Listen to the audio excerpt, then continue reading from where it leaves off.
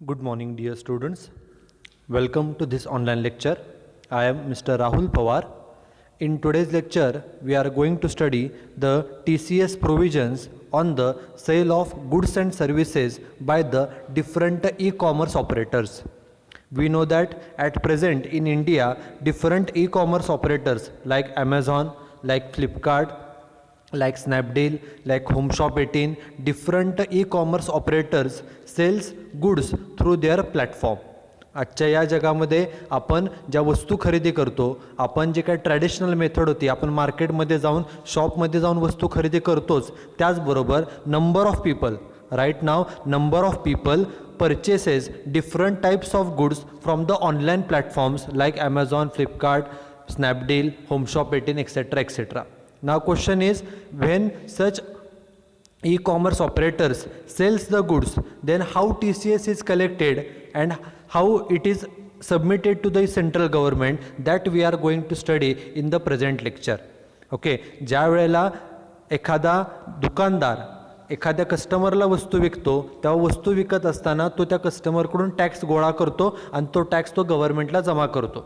In the previous lecture, we studied that whenever any seller sells the goods to the customer, he collects, it is the responsibility of the seller to collect the tax from the customer, and the collected tax has to be deposited to the central government.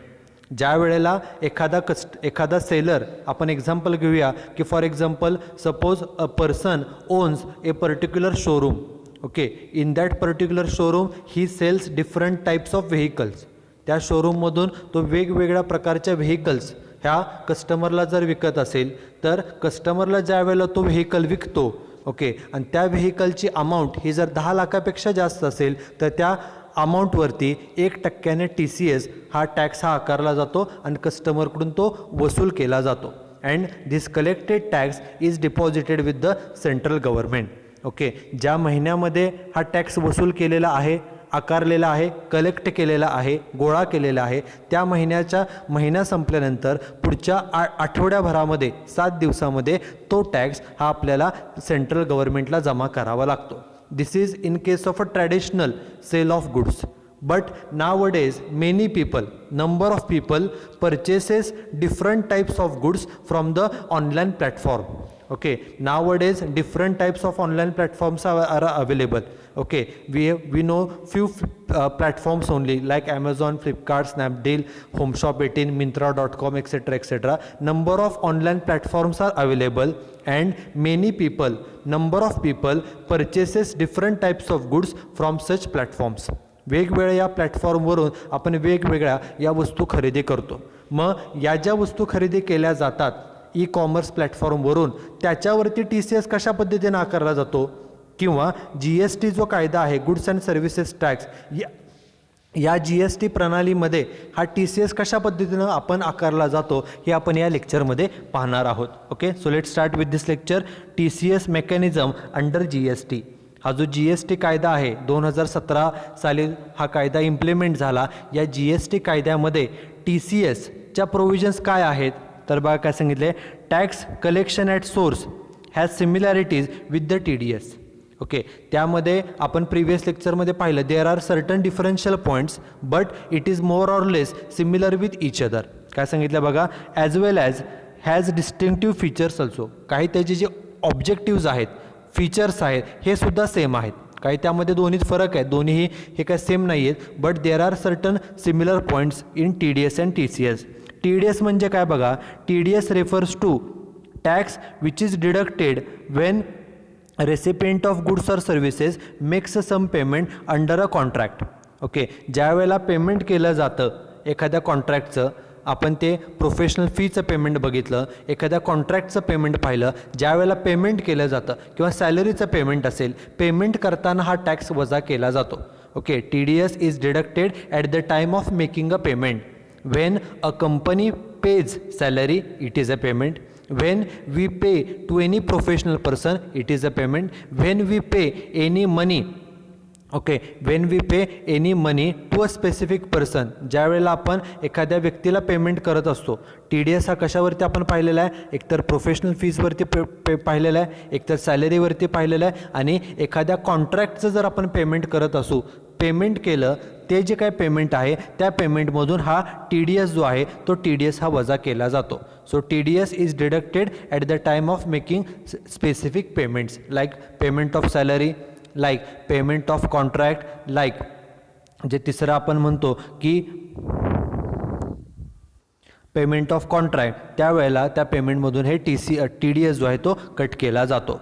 हे झालं TDS. TCS म्हणजे काय बघा, while TCS refers to tax which is collected by the electronic commerce operator. Okay, when supplier supplies some goods or services through its portal and the payment for that supply is collected by e-commerce operator. आता carefully बघा की जे काही websites आपण पाहतो, Amazon website आहे, Flipkart आहे, Snapdeal आहे, होमशॉप 18 आहे, जबॉंग वेबसाईट आहे, किंवा अजून वेगवेगळ्या वेबसाईट्स आहेत. त्यांच्या वेबसाईट्सवरती ज्या काही गुड्स विकले जातात हे काही त्यांनी बनवलेले नसतात. जे वेगवेगळे प्रॉडक्ट्सचे सप्लायर्स आहेत, जे मॅन्युफॅक्चरर आहेत, ते त्यांच्या वस्तू ह्या ई-कॉमर्स पोर्टलवरती ते विकायला देतात.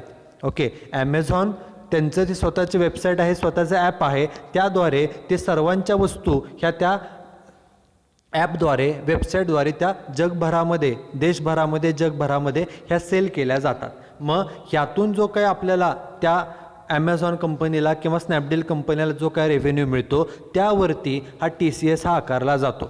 याचं स्ट्रक्चर बघा पहिल्यांदा काय की ॲमेझॉन प्रॉडक्ट वेबसाईटवरती जर आपल्याला आपली एखादी कंपनी आहे आणि आपलं एखादं प्रॉडक्ट जर विकायचं असेल तर आपल्याला त्यांच्या वेबसाईटवरती आपले प्रॉडक्ट हे ॲड करावे लागतात त्यांच्याकडून. आणि ज्या वेळेला एखादा कस्टमर ती वस्तू ऑर्डर करेल त्यावेळेला आपण स्वतः ती वस्तू ही त्या कस्टमरला पोचवली जाते, ॲमेझॉनकडून ती पोचवली जाते. त्याचं पेमेंट ॲमेझॉनला मिळतं आणि ॲमेझॉनला पेमेंट मिळाल्यानंतर त्या पेमेंटमधून ॲमेझॉन कंपनी स्वतःचं कमिशन वजा करते आणि राहिलेले पैसे जे आहेत ते त्या आपल्या कंपनीला देत असते. त्यामुळं हे जे काय ऑनलाईन प्लॅटफॉर्म आहेत, या प्लॅटफॉर्मवरती जे मॅन्युफॅक्चरर्स आहेत ते स्वतःच्या वस्तू त्या प्लॅटफॉर्मवरती दाखवतात. ज्या वेळेला कस्टमर त्या वस्तू खरेदी करतील, त्या खरेदी करण्याचं जे काही पेमेंट असेल ते पेमेंट त्या ऑनलाईन ऑपरेटरला, ॲमेझॉन, फ्लिपकार्ट यांना मिळतं आणि या पेमेंटमधून ते स्वतःचं कमिशन वजा करतात आणि कमिशन वजा करून राहिलेली जी रक्कम आहे ती रक्कम ही त्या ज्या व्यक्तीच्या त्या वस्तू होत्या, ज्या कंपनीच्या, ज्या मॅन्युफॅक्चरच्या, त्याला ते पेमेंट हे केलं जातं. बघा पुढे काय सांगितलेलं आहे. There are many e-commerce operators like Amazon, Flipkart, Jabong, etc. operating in our country. इथं 2-3 सांगितलेत, ॲमेझॉन, फ्लिपकार्ट, स्नॅपडील आहे, जबॉंग आहे, मिंत्रा आहे. There are different e-commerce operators working in our country. These operators displays on their portal the products as well as services which are actually supplied by some other person to the consumer. म्हणजे या ज्या काही वस्तू असतात या वस्तू स्वतः Amazon पोचवत असेल किंवा जे कोण मॅन्युफॅक्चर असतील ते स्वतः ते वस्तू पोचवत असतात. ओके, आणि फक्त ॲमेझॉन किंवा फ्लिपकार्टच्या वेबसाईटवरती, पोर्टलवरती, ॲपवरती ह्या सर्व वस्तू ह्या डिस्प्ले केल्या जातात. ओके, काही वेळेला या मॅन्युफॅक्चरकडून त्या वस्तू घेतल्या जातात आणि ॲमेझॉन स्वतः त्या वस्तूंचं पॅकिंग करून त्यांचं लेबल लावून बॉक्समध्ये पॅक करून त्या वस्तू कस्टमरपर्यंत पोचवत असतं. The goods or services belonging to other suppliers are displayed on the portal of the operator. सर्व जे सप्लायर आहेत एखाद्या वस्तूचे, एखादं कोणतेही तुम्ही जर वेबसाईट पाहिली ॲमेझॉनची, एखादं प्रॉडक्ट पाहिलं तर ते प्रॉडक्ट सप्लाय करणारे, पोचवणारे वेगवेगळे सप्लायर्स असतात. ओके, त्या सर्व सप्लायरची डिटेल्स तिथे असते. त्यातून आपल्याला एक सप्लायर निवडायचा असतो आणि त्यातून आपण हे वस्तू खरेदी करू शकतो. And consumer can buy such goods through these portals. या पोर्टलवरून आपण वेगवेगळ्या वस्तू ज्या आहेत त्या आपण खरेदी करतो. पुढे काय सांगितलं आहे, on placing the order for a particular product. आपण ज्या वेळेला ॲमेझॉन असेल, फ्लिपकार्ट असेल यावरती एखादी ऑर्डर प्लेस करतो, द ॲक्च्युअल सप्लायर, जो कोण त्या वस्तूचा खरा सप्लायर आहे, ॲमेझॉनच काय सर्व वस्तू सप्लाय करत नाही, फक्त सर्व वस्तू ह्या ॲमेझॉनच्या, फ्लिपकार्टच्या वेबसाईटवरती डिस्प्ले केल्या जातात. ओके. आणि डिस्प्ले केल्यानंतर ज्या वेळेला एखादा कस्टमर वस्तू सिलेक्ट करून त्याची ऑर्डर करतो त्यावेळेला त्या वस्तूचा जो कोण सप्लायर आहे तो supplier supplies the selected goods to the customer. जो सप्लायर आहे तो ते सप्लाय करतो. फक्त त्याचं नाव येताना ॲमेझॉन येतं, परंतु ते काय ॲमेझॉननं सप्लाय केलेलं नसतं. तर त्या वस्तूचा जो कोण सप्लायर आहे त्या वस्तूचं पॅकिंग त्याच्यावर नाव ॲमेझॉन असतं, परंतु जर आपण त्या वस्तूची रिसीट इनव्हॉइस पावती जर व्यवस्थित पाहिली तर तिथं सप्लायरचं नाव वेगळंच असतं. ओके. फक्त जे पॅकिंग आहे, जे वरती बॉक्सवरती नाव आहे, पॅकेटवरती नाव आहे ते ॲमेझॉनचं येतं, परंतु सप्लायर हा वेगळा असतो. The price of the product is collected by the operator from the consumer. Okay. आपण नॉर्मली जे पेमेंट करतो ते पेमेंट कुणाला मिळतं तर ॲमेझॉन फ्लिपकार्ट यांनाच मिळतं.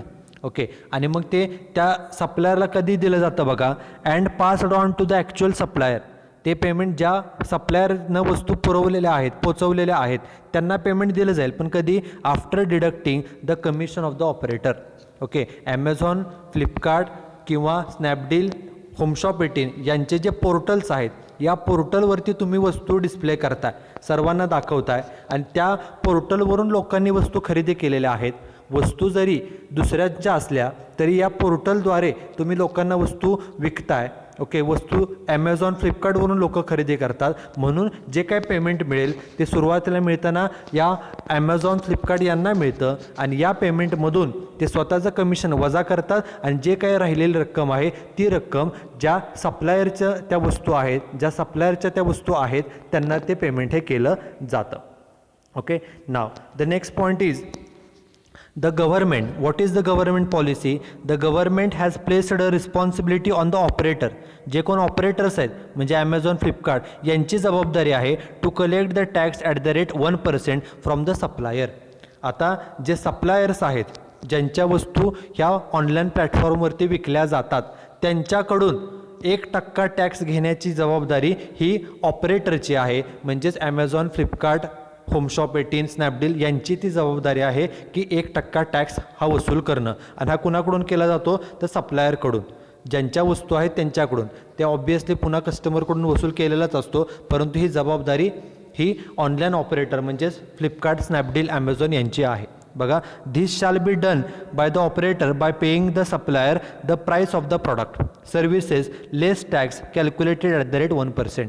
म्हणजे ज्या वेळेला समजा एखादा कस्टमर आहे, ओके, आपण कस्टमर आहोत, आपण ॲमेझॉनच्या वेबसाईटवरून सपोज एखादी वस्तू खरेदी केली, त्याचं पेमेंट आपण ॲमेझॉनला करणार. ॲमेझॉन काय करेल, जे पेमेंट मिळालेलं आहे, जे पैसे मिळालेले आहेत, जे काय पैसे मिळाले असतील त्यामधून स्वतःचं कमिशन वजा करतं.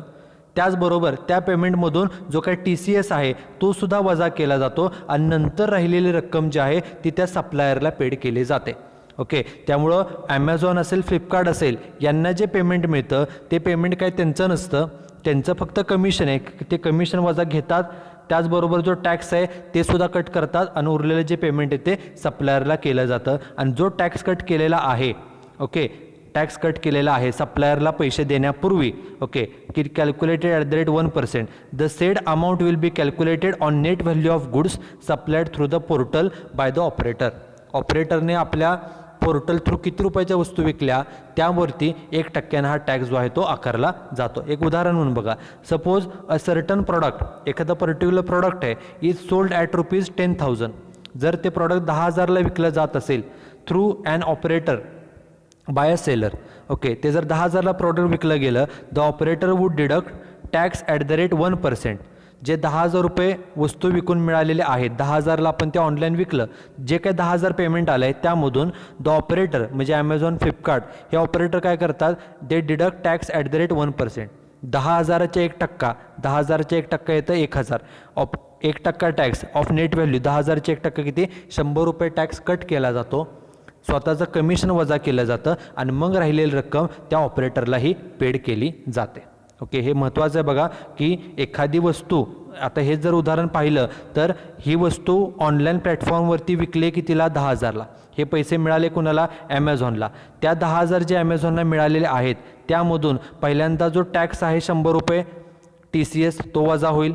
त्याचबरोबर या वस्तू ऑनलाईन प्लॅटफॉर्मवर ॲमेझॉनच्या प्लॅटफॉर्मवर विकल्या गेल्या म्हणून ॲमेझॉनचं कमिशन उदाहरण म्हणून सांगतोय 200 रुपये किंवा 100 रुपये ते वजा केलं जाईल.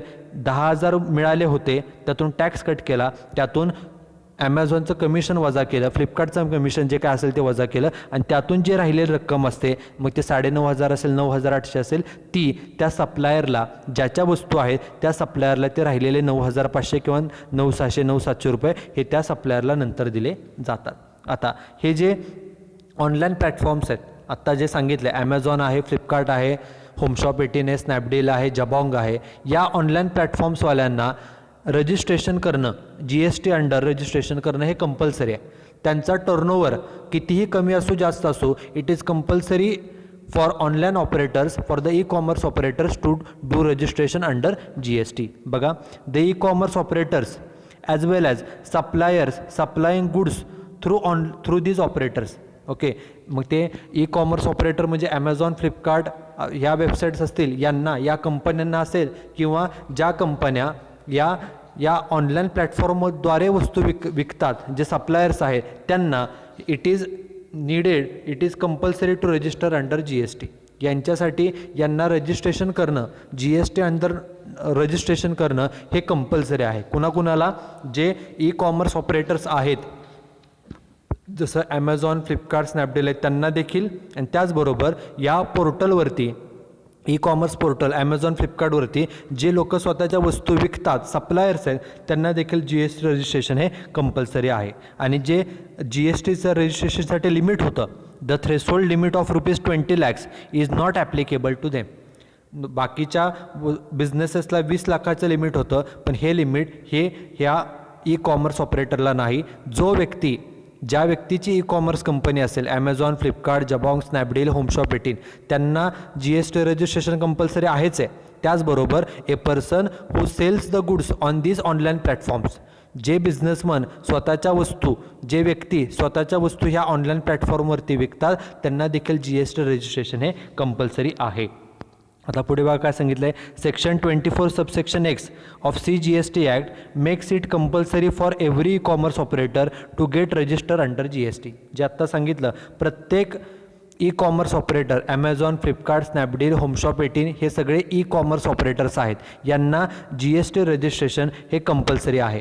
त्याचबरोबर बघा काय सांगितलं आहे. Similarly section 24 subsection 9 of GST Act 2017 makes it mandatory for every person who sells goods through these online platform to get registered under GST. जे मागाशी सांगितलं, GST रजिस्ट्रेशन हे काय फक्त ई-कॉमर्स ऑपरेटर्सनेच करावं असं नाही.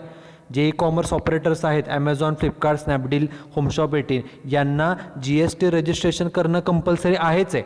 पण त्याचबरोबर every individual, every businessman who sells the goods and services through these online platforms, जो व्यक्ती, जी कंपनी, जो बिझनेस हा या ऑनलाईन प्लॅटफॉर्मद्वारे, ॲमेझॉन, फ्लिपकार्ट, स्नॅपडील हे ज्या ऑनलाईन प्लॅटफॉर्म्स आहेत, ज्याला आपण ई-कॉमर्स ऑपरेटर्स असं म्हणतो, या प्लॅटफॉर्मद्वारे जे व्यक्ती वस्तू विकत असतील, त्यांना देखील GST रजिस्ट्रेशन हे कंपल्सरी आहे.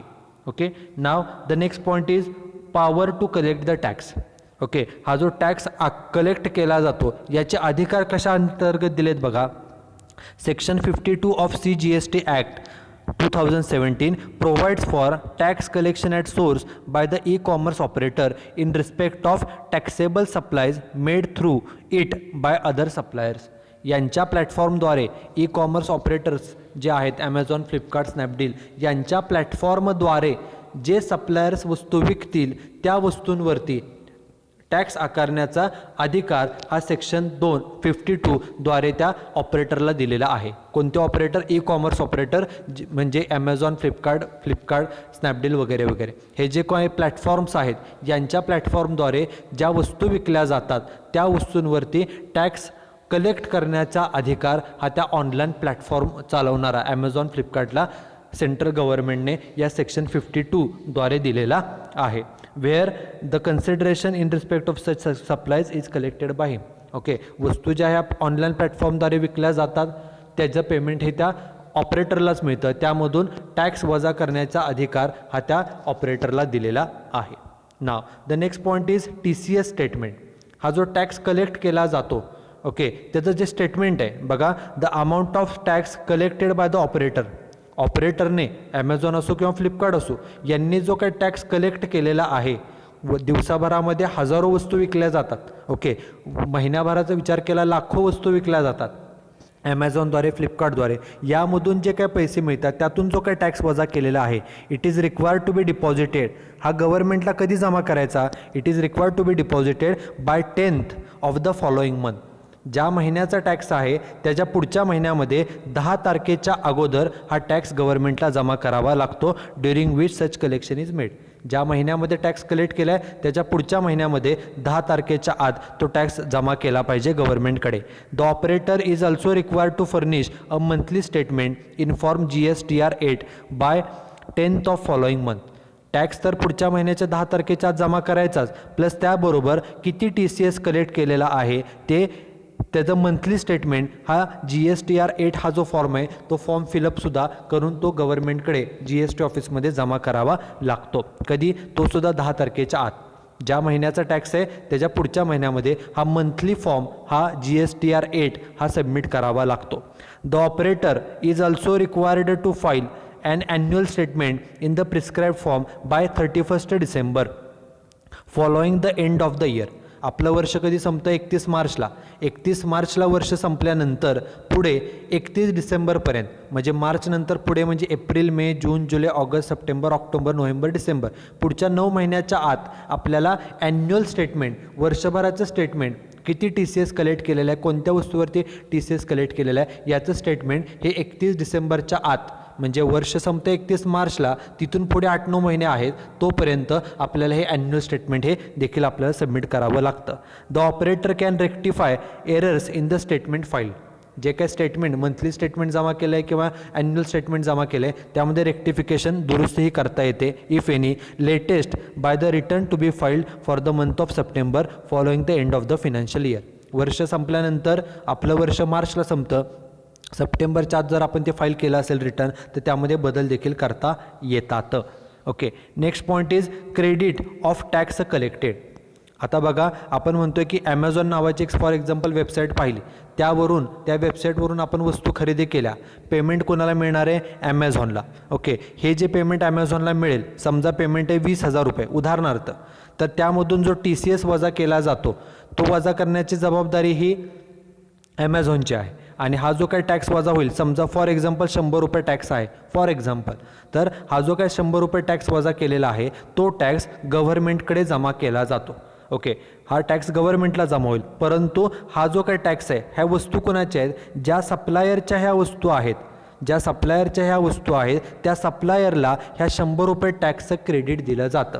ओके, ज्या सेलरने त्या वस्तू विकल्या, ॲमेझॉन हा फक्त एक प्लॅटफॉर्म आहे, वस्तू ॲमेझॉनचा नसतात, ॲमेझॉन हा फक्त प्लॅटफॉर्म आहे. ह्या वस्तू ज्या सप्लायरच्या आहेत त्या सप्लायरला हा 100 रुपये जो TCS आहे त्या TCSचं त्याला क्रेडिट दिलं जातं. बघा, the tax collected by the operator, हा जो टॅक्स ॲमेझॉन, फ्लिपकार्टवाले कलेक्ट करतात, shall be credited to the cash ledger of the supplier.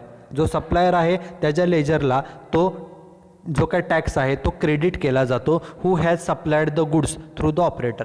Amazon, Flipkart हे फक्त ऑपरेटर्स आहेत, प्लॅटफॉर्म्स आहेत, पण या प्लॅटफॉर्मद्वारे जे बिझनेसमन, जे व्यक्ती वस्तू विकतात, जे सप्लायर्स आहेत त्यांना त्यांच्या क्रेडिटला हा टॅक्स हा दाखवला जातो. The supplier can claim credit for TCS reflected in the return of operator.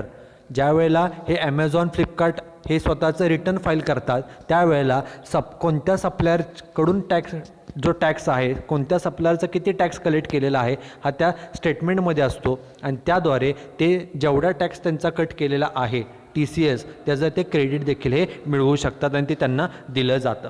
आता हा जो काही TCS कलेक्ट केलेला आहे, ओके, कलेक्ट करण्याची जबाबदारी ही ऑनलाईन ऑपरेटरची आहे, म्हणजेच ॲमेझॉन, फ्लिपकार्ट यांची आहे. ओके, आणि त्यांच्या स्टेटमेंटमध्ये कोणकोणत्या सप्लायरचा टॅक्स किती आहे हे तिथं मेन्शन केलेलंच असतं. ओके, ही एक बाजू. आणि दुसरी म्हणजे जे सप्लायर्स आहेत, सप्लायरला जे पेमेंट मिळते त्या पेमेंटमधून ऑलरेडी त्यांचा टॅक्स हा कट झालेलाच आहे, हे दुसरी साईड आहे. मग ह्या दोघांचं मॅचिंग केलं जातं, कंपॅरिझन केलं जातं. बघा, matching the details of supplies.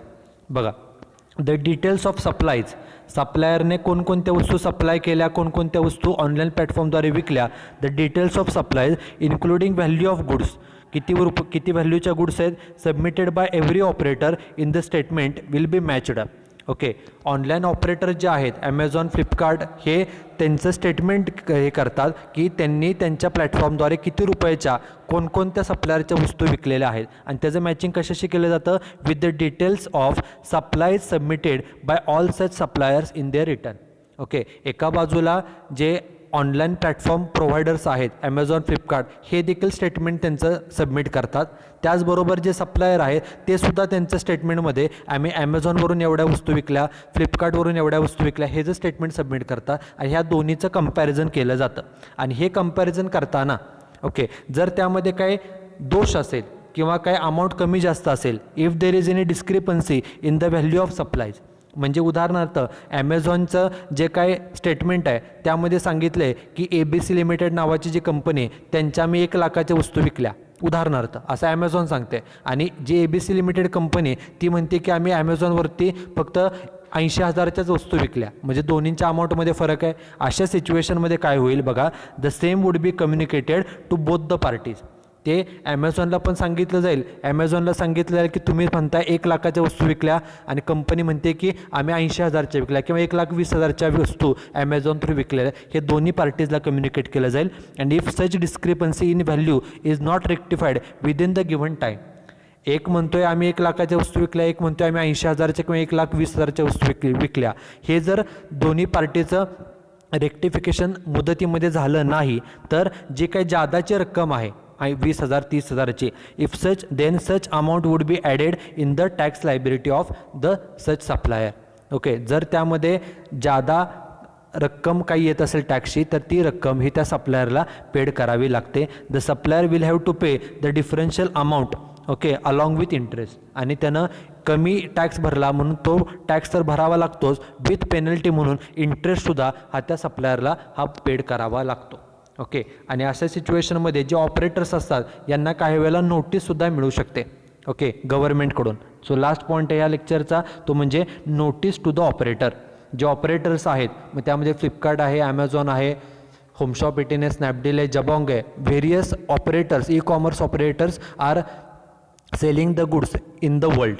Okay, मग त्यामध्ये बघा, an officer not below the rank of deputy commissioner okay can issue notice to the operator. Okay, एखादा डेप्युटी कमिशनर लेवलचा व्यक्ती ऑफिसर हा ऑपरेटरला नोटीस पाठवू शकतो. कशासाठी? Asking him to provide the details relating to volume of goods supplied, stock of goods in the godown etcetera. जर गव्हर्नमेंटला असं काय लक्षात आलं की एखादा ऑपरेटर आहे, कोणताही ऑपरेटर, ई कॉमर्स ऑपरेटर, तो जर सपोज काही फ्रॉड करत असेल, तो जर कमी टॅक्स पे करत असेल असं जर लक्षात आलं तर त्या ऑपरेटरला नोटीस देखील पाठवली जाऊ शकते. कशा संदर्भात? तर to provide the details regarding goods and services supplied, म्हणजे त्यांच्या प्लॅटफॉर्मद्वारे किती रुपयाच्या वस्तू विकल्या गेल्या याच्या सर्व डिटेल्स द्या. त्याचबरोबर तुमच्याकडे किती स्टॉक आहे ओके वेगवेगळ्या वस्तूंचा याच्या डिटेल्स द्या. अशी नोटीस हे गव्हर्नमेंट ओके हे त्या ऑपरेटरला पाठवू शकतं. The operator is required to provide such information within 15 working days. Notice मिळाल्यापासून पुढच्या 15 दिवसामध्ये ती सर्व माहिती त्या ऑपरेटरला प्रोव्हाइड करावी लागते. ही जी नोटीस आहे ही नोटीस GST ऑफिसकडून दिली जाते ओके, आणि GST ऑफिसकडून ही नोटीस मिळाल्यानंतर within 15 days it is the responsibility of the e commerce operator to provide all necessary information to the GST office. 15 दिवसामध्ये ती माहिती द्यावीच लागते. आणि जर नाही दिली बघा, in case an operator fails to furnish the information, if the operator does not provide the information within the time, जर माहिती दिली नाही किंवा माहिती वेळेत दिली नाही बघा, besides being liable for Pinal action, तर त्यावरती पिनल ॲक्शन म्हणजे कायदेशीर कारवाई तर होऊ शकतेच, प्लस फायनान्शियल ॲक्शन काय बघा, under section 122 shall also be liable for penalty up to ₹25,000. म्हणजे GST ऑफिसकडून नोटीस मिळाली आहे की तुम्ही सेल्स जो केलेला आहे, तुम्ही वस्तू ज्या ऑनलाईन प्लॅटफॉर्म थ्रू विकलेल्या आहेत त्याचे डिटेल्स द्या, तुमच्याकडे जो स्टॉक आहे तुमच्या सप्लायरकडे त्याचे डिटेल्स द्या, आणि ती माहिती आपल्याला 15 दिवसाच्या आत सबमिट करावी लागते ओके. आणि जर 15 दिवसाच्या आत आपण ही माहिती सबमिट केली नाही तर आपल्याला फायनान्शियल पेनल्टी आर्थिक दंड 25,000पर्यंत होऊ शकतोच. त्याचबरोबर आपल्यावरती कायदेशीर कारवाईसुद्धा होऊ शकते. ओके. हे जर इन केस त्या ऑपरेटरला नोटीस मिळाली तर फक्त 15 दिवसाच्या आत ती सर्व माहिती देणं हे अपेक्षित आहे. Okay. So these are the different provisions of TCS regarding sale of goods and services through the different e-commerce operators platform. जे e-commerce वेगवेगळे ऑपरेटर्स आहेत, Amazon, Flipkart, Homeshop18, Snapdeal आहे, Jabong.com आहे. different operators are selling the goods and services in India, and when they sell such goods through their platform, then it is their responsibility to collect the TCS and from the amount received from the कस्टमरकडून जी amount मिळालेली आहे त्या अमाऊंटमधून TCS deduct करणं, वजा करणं ही जबाबदारी त्या ऑपरेटरची आहे. ॲमेझॉन, फ्लिपकार्ट, स्नॅपडील यांची आहे. आणि नंतर ते स्वतःचं कमिशन पण वजा करतात आणि राहिलेली जी रक्कम आहे तेवढीच फक्त ही त्या जो सप्लायर आहे, वस्तूचा खरा सेलर आहे, त्याला ती पेड केली जाते. Okay, so these are the provisions of TCS regarding sale of goods through the e-commerce platforms. Okay, so that's it with today's lecture. In the next lecture we will study the examples on the computation of TCS. Okay, so thank you very much.